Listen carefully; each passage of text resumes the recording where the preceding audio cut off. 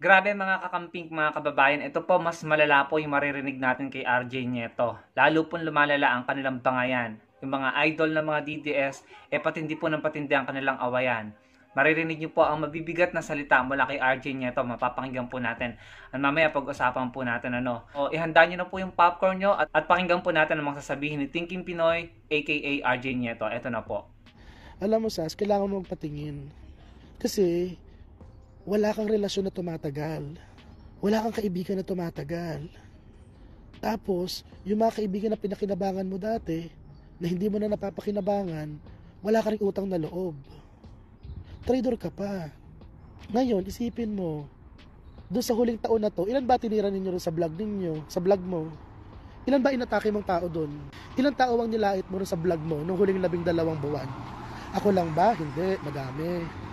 Madami kang inaway doon. At marami doon pinapersonal mo pa. Tanungin kita, bakit ako yung magkapablock sa'yo? Hindi ba kang pwede sila magreklamo? Tandaan ko, may isang abogada. Binaboy mo kasi kamo, sagwa ng ngipin. Nagpa-veneers pa kamo, parang ganon. Tapos sinabi ko, babaw naman ng issue niya. So, itsura lang issue. Wala na. Abogada pa yun na matalino, mataas ang pinag-aralan, abroad pa nag-LLM yata yun. Yun lang ba binaboy mo? Hindi, ang dami pa. So sasabihin ko, so basically, sa 10 potential na suspect, ba't ako napili mo? Parang hindi kayo mabuhay ng page nang wala ako? Grabe, no? Ang bibigat ng mga binitawan niyang salita. Ito yung mga natandaan kong sinabi niya, no?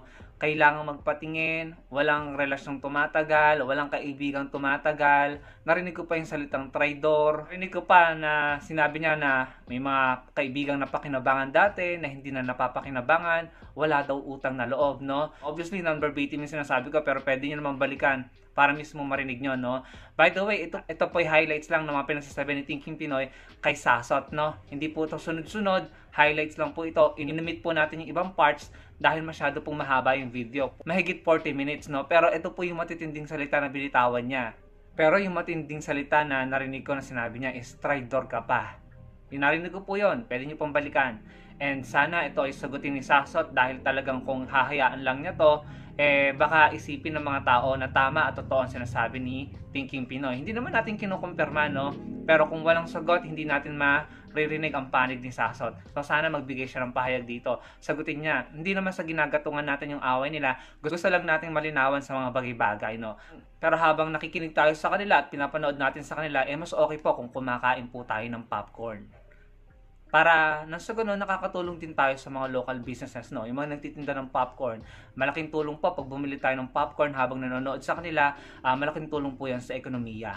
Grabe, no? Ang saklap ng nangyayari. Naglalabasan sila ng mga totoo nilang kulay at totoo nilang ugali. Narinig ko, no? Sabi niya, yung mga salitang may abogada na binaboy, no? Grabe, no? So, kung totoo yun, grabe talaga yun. So, kaya kailangan talaga sagutin to ni Sasot nang malaman natin yung totoo talaga, no? Siguro naman may konteksto tayong hindi nakikita or naririnig, kaya dapat malaman din natin or marinig ang panig ni Sasot. Sino kaya yung abogado na tinutukoy or sinasabi nito ni Thinking Pinoy na di umano'y binaboy, no? Pero ang tanong, malinis ba si Thinking Pinoy, no? Hindi ba niya yung ginagawa sa kapwa niya, no? So kasi kung sinasabihan niya or may ganyan siyang paratang dun sa isa, ang tanong, hindi ba yung ginawa ni Thinking Pinoy or ni RJ Nieto sa iba, no? Okay, sana kung magsasalita siya ng ganyan, kung siya ay perfecto at hindi niya ginawa yan sa buong buhay niya. Hindi niya ginawa na pag-usapan or punahin ang itsura ng isang tao, physical na appearance ng isang tao. Ako lang naman po ay nagtatanong lang, no? So, para sa akin, no, maganda nilang gawin dito is magharap sila ng personal. Personal sa magharap, debate, or kahit man lang sana sa online live, no? FB Live or YouTube Live nang marinig natin pareho ang kanilang panig, nang aktual na sila yung nagsasagutan at nang marinig natin, makita natin kung sino ba talaga ang nagsasabi ng totoo, kung sino yung tama, may tama at kung sino yung mali, no? So mas maganda na magharap sila sa isang live or sa personal, no, nang mapatunayan din ng mga tao, ng mga followers nila kung sino yung nagsasabi ng totoo at kung sino yung nagsasabi ng mali, no? At habang ginagawa nila yan, mas mabuti pong tulungan natin ang ating ekonomiya.